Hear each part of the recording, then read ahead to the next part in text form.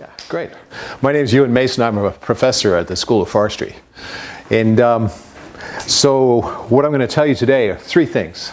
Firstly, forestry is really cool. It's not what you think. Okay? Secondly, you can do an awful lot of good if you choose a career in forestry.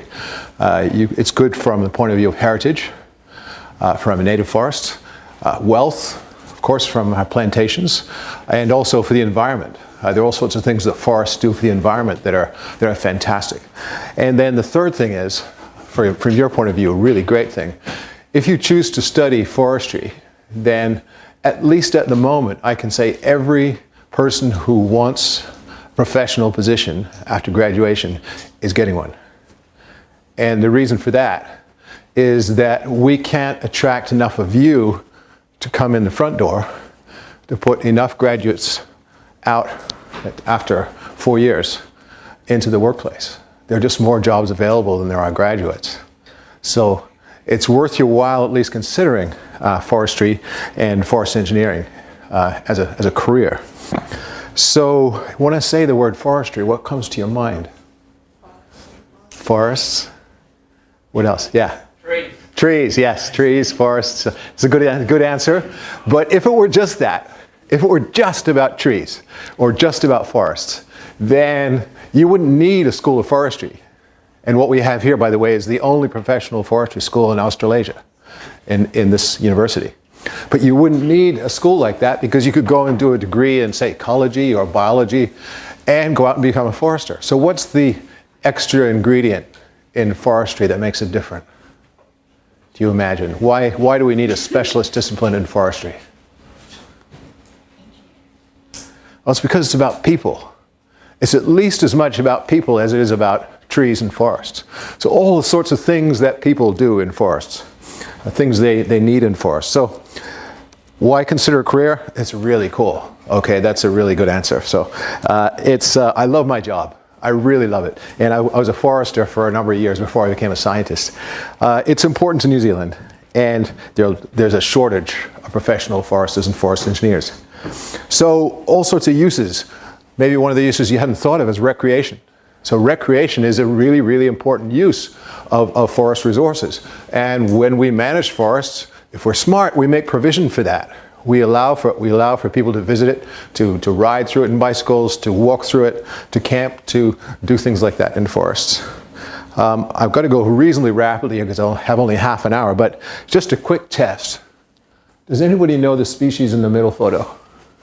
Do you know your species? Anybody?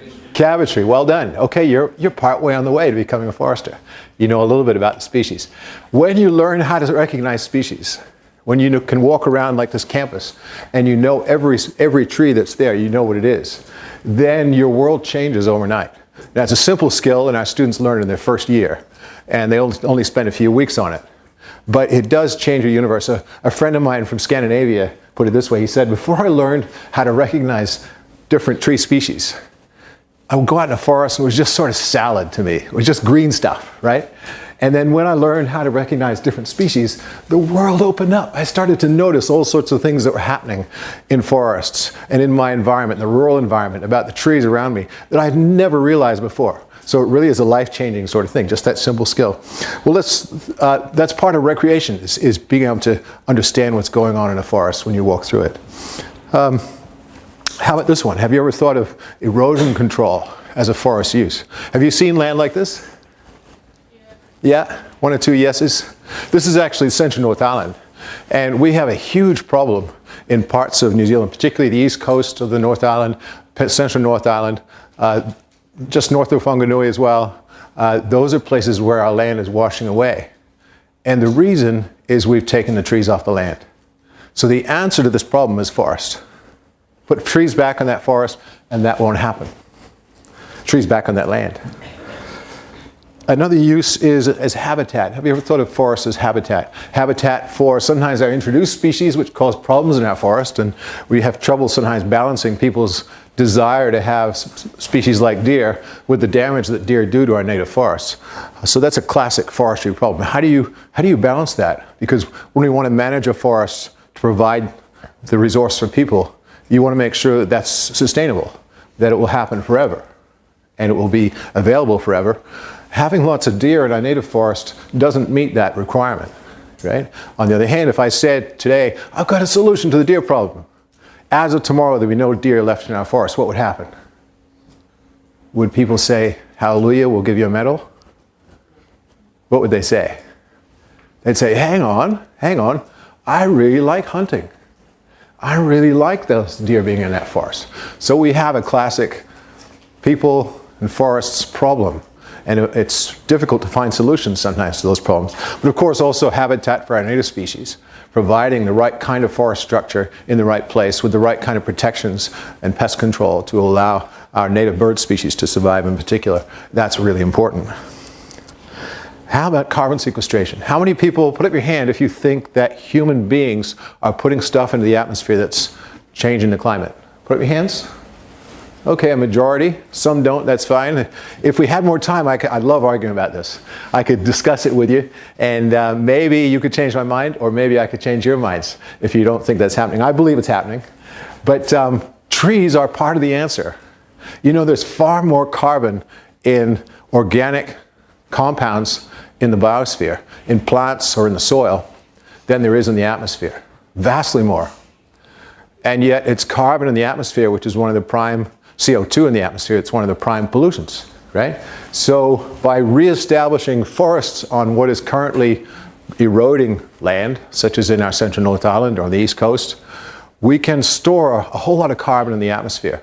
So if we were to take, for instance, about 8 or 9% of New Zealand's current land area and reestablish that in forest, say we started out by doing it with exotic species, New Zealand could be completely greenhouse gas neutral for somewhere between 60 and 100 years, just by establishing those trees. If human beings reestablished, this is this next bit I'm going to say is a bit of a back of an envelope calculation, so it's a bit uncertain, but if we reestablished roughly 40% of the area that human beings have deforested in the last 10,000 years, then on paper, at least, we would restore our atmosphere down to 280 parts per million, which is the pre-industrial level of CO2. Right? So forests have a part to play. They're not the only answer, but they have a part to play, an important part to play in helping us solve the problem of climate change. Heritage. Have you ever thought of forest as part of your heritage? I have a funny accent, don't I? It's a really weird accent, but I can't help it. But believe it or not, I was born in Invercargill. I was.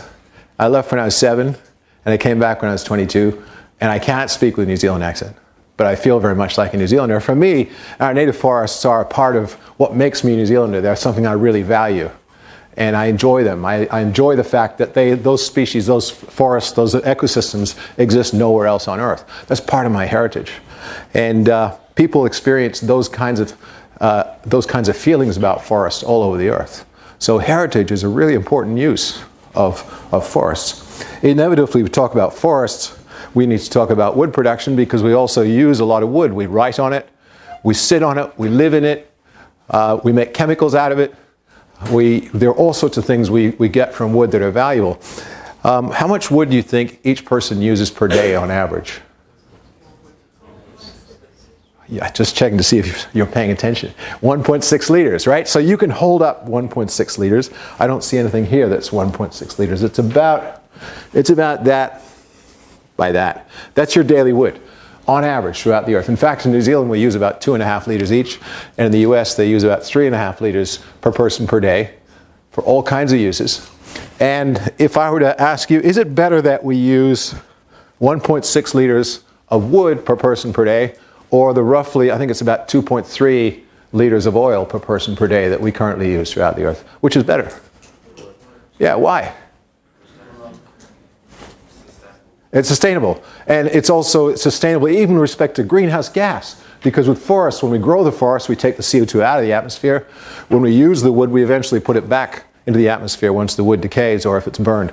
But with oil, we're taking ancient carbon and we're putting it back in the atmosphere, and it doesn't get pulled out back into oil reservoirs, does it? So forests are a sustainable way of getting what we want.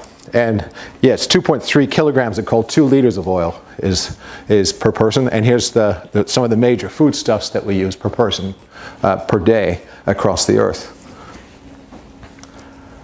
This is a forest owned by a friend of mine, Nick Seymour, who lives north of Gisborne. And north of Gisborne, there's a lot of land that he roads. And he had one particular patch on his 1,000-hectare hill country farm that wasn't producing much. He wasn't able to graze the stock there very often, and it was eroding. And he put, as you can see, some trees in the gullies that are just there for erosion control.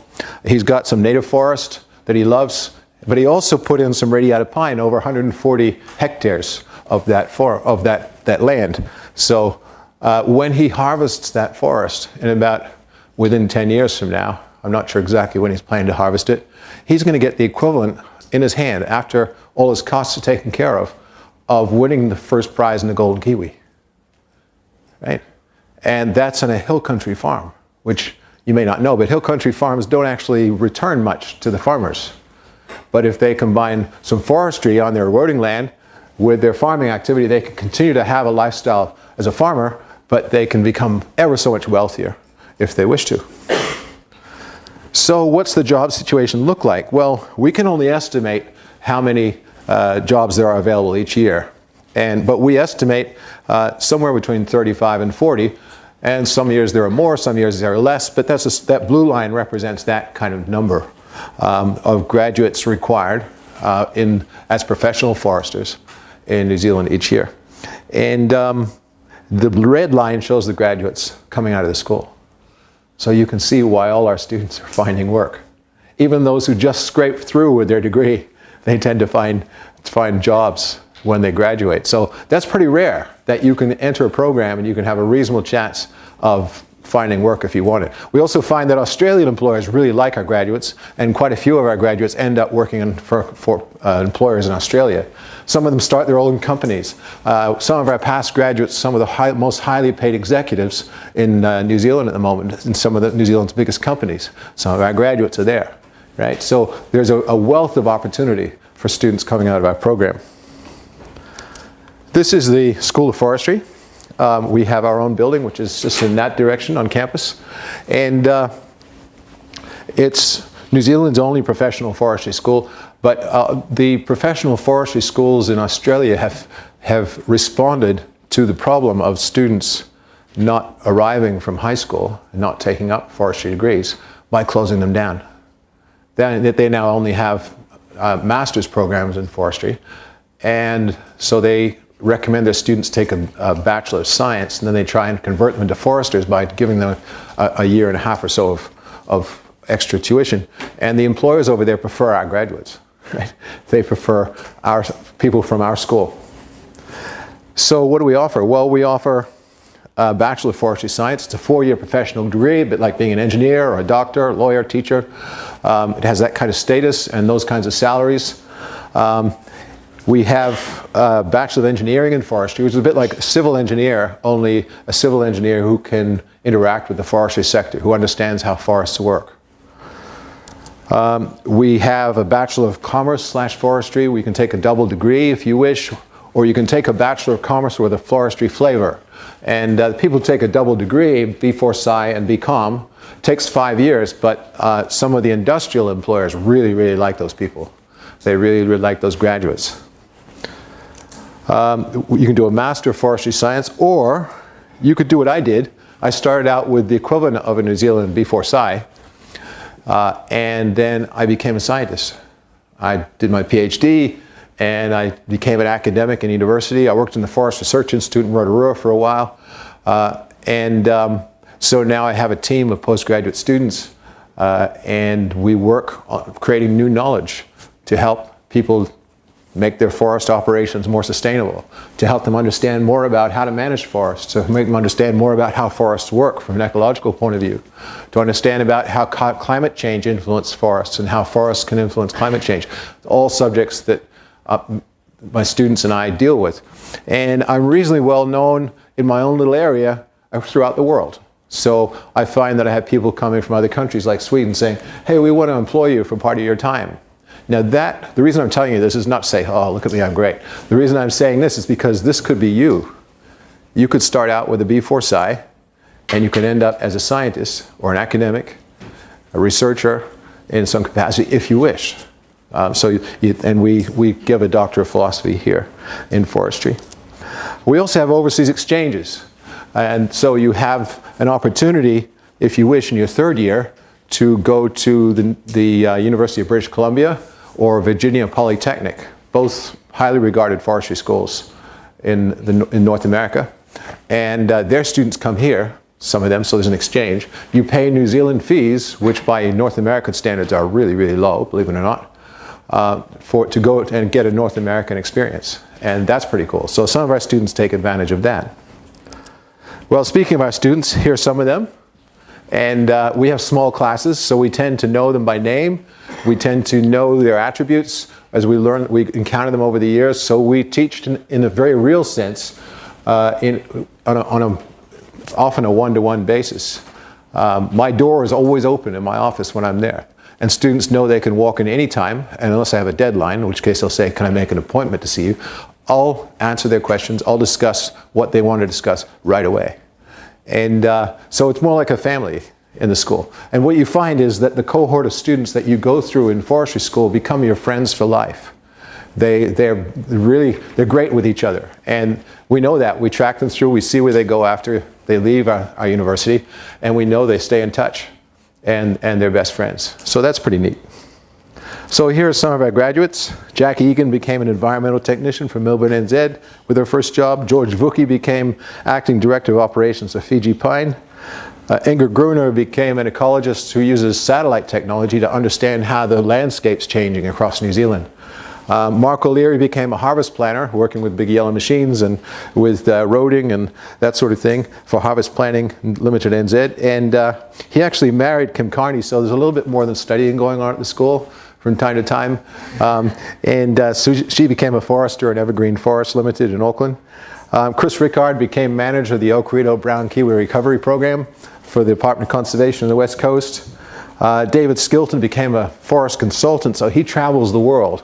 And he works with developing countries, helping them solve their forestry issues. And there are a lot of forestry issues in the developing world that need solutions. They need professional people who understand how people work, who understand how forests work, and can solve their particular problems.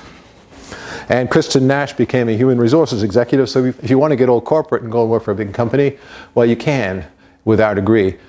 We teach as much about management as we do about ecology. Now, there's even better news, so wait, there's more. If you wish, you could get a scholarship, very likely, if you come to our school. The UC entrants can get scholarships if they do really, really well on their schools, on their high school exams. But also, we have 10 dedicated to forestry students. The numbers each year of those, some vary a little bit, but it's usually roughly 10, up to $3,000 that you can apply for if you want to come to the forestry school and study forestry. There are also industry scholarships that are being offered by companies who are concerned that we're not delivering enough graduate foresters and professional foresters. So they're offering scholarships, and they'll often employ you while if you get their scholarship, they'll often employ you during the summer. So you'll have a summer job with a company that you may later work for. So that's a pretty good deal. So there's a career waiting for you. It's a really cool career. It's one that where you can work as much out in the forest as behind a desk, where you can become engaged with nature, you can become engaged with people, you can become engaged with modern computing technology, with satellites. All sorts of really interesting endeavors that you can explore. And it's great for New Zealand. It's great for our heritage. It's great for our wealth. And it's really good for our environment. So more than 90% of last year's graduates are now in full-time positions. Those that are not didn't want one. You occasionally get people who will say, no, I'd like to go on and do some postgraduate work, do a master's or a PhD, or they might say, I want to travel the world, get some overseas experience. But if you want a job, at the moment it's there for you. can't always guarantee that. If we suddenly had 50 students show up, then I would have to stop saying that, right? But that's not happening right now. Generally, the salaries, starting salaries, are somewhere around 55 to 60,000, often with a vehicle thrown in, and that's pretty good for a university graduate. An average university graduate generally works in their first job for something just slightly in excess of 30,000. So this is a premium for our graduates. So there's a really cool career waiting for you.